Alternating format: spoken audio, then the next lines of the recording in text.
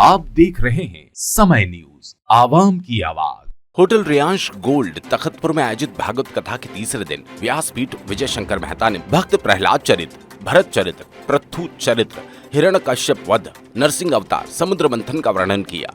कथावाचक ने व्याख्यान करते हुए कहा कि श्रीमद् भागवत कथा का केंद्र है आनंद। आनंद की तल्लीनता में पाप का स्पर्श भी नहीं हो पाता। भागवत कथा एक ऐसा अमृत है जिसका जितना भी पान किया जाए मन तृप्त नहीं होता। उन्होंने कहा कि हिरण्यकश्यप नामक दैत्य ने घोर तप किया, तब से प्रसन्न होकर ब्रह्मा जी प्रकट हुए और कहा कि मांगो जो मांगना है। ये सुनकर हिरण्यकश्यप ने अपनी आंखें खोली और ब्रह्मा जी को अपने समक्ष खड़ा देखकर कहा, प्रभु मुझे केवल वही वर चाहिए कि मैं न दिन में मरूं न रात को, न अंदर न बाहर, न कोई हथियार काट सके, न आग जला सके, न ही मैं पानी डूब कर मरूं, सदैव जीवित रहूं। उन्होंने इससे वरदान दिया। हिरण्यकश्यप के पुत्र प्रहलाद भगवान विष्णु के परम भक्त थे। हिरण्यकश्यप भगवान विष्णु को शत्रु मानते थे। उन्होंने अपने पुत्र को मारने के लिए तलवार उठाई कि खंभा फट गया। उस खंभे में से विष्णु भगवान नरसिंह का रूप धारण करके, जिसका मुख शेर का, धड़ मनुष्य का था, प्रकट हुए। भगवान नरसिंह अत्याचारी दैत्य हिरण्यकश्यप को पकड़कर उधर चीर कर वध किया। इस धार्मिक प्रसंग को आत्मसात करने के लिए भक्तों की काफी भीड़ लगी रही। इसके साथ ही व्यासपीठ विजय शंकर मेहता के द्वारा बच्चों की परवरिश के संबंध में आवश्यक दिशा निर्देश दिए गए। आयोजित पितृ भागवत में आज तीसरे दिन केंद्रीय विषय था संतान।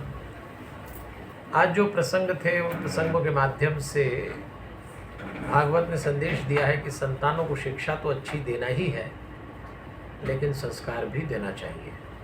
ध्रुव, प्रहलाद, इन पात्रों के माध्यम से समझाया गया। अजामिल नाम के एक पात्र के माध्यम से आज की कथा में ये भी बताया कि वासनाएं किस तरह से आज मनुष्य को परेशान कर रही हैं। तो मनुष्य को अपने चरित्र के प्रति बहुत जागरूक रहना चाहिए। यही संदेश आज की भागवत कथा में था। छठे दिन भागवत की कथा में श्री कृष्ण जन्मोत्सव का प्रसंग रहेगा। और कल की कथा की एक विशेषता है कि कल की कथा 2 in 1 है।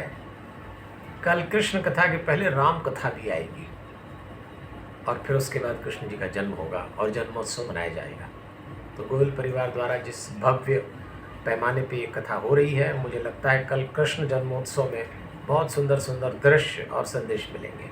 हमारे हनुमान जय श्री कृष्ण। कहा गया कि अश्लीलता हमारे बच्चों के हाथों में मोबाइल के रूप में आ चुकी है, जिससे बच्चे हमारे हठधर्मी होते जा रहे हैं। इसे हमें रोकना होगा, पर मोबाइल छीन कर नहीं, मानसिक रूप से बच्चों को समझाकर बच्चों को यही जानकारी दे क्या सही है क्या गलत है।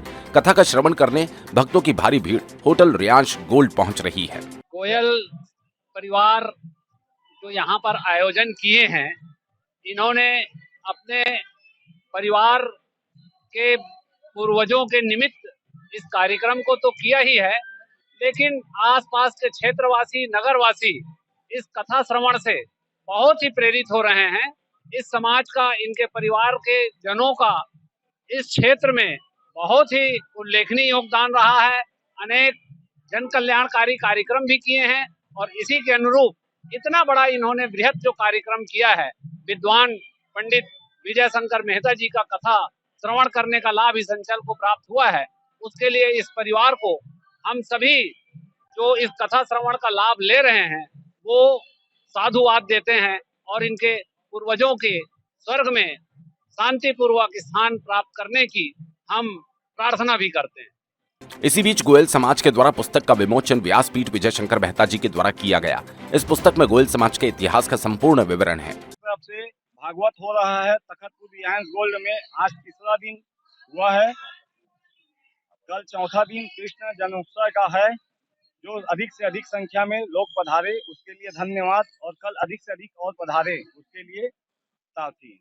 इस ऐतिहासिक गया भागवत की धूम तखतपुर क्षेत्र के अलावा अन्य क्षेत्रों में मच चुकी है। सुबह से ही भागवत कथा का श्रवण करने के लिए भक्तों की अथाह भीड़ होटल रियांश में दिखाई देती है। मुंगेली जिला ब्यूरो शील पाठक की रिपोर्ट।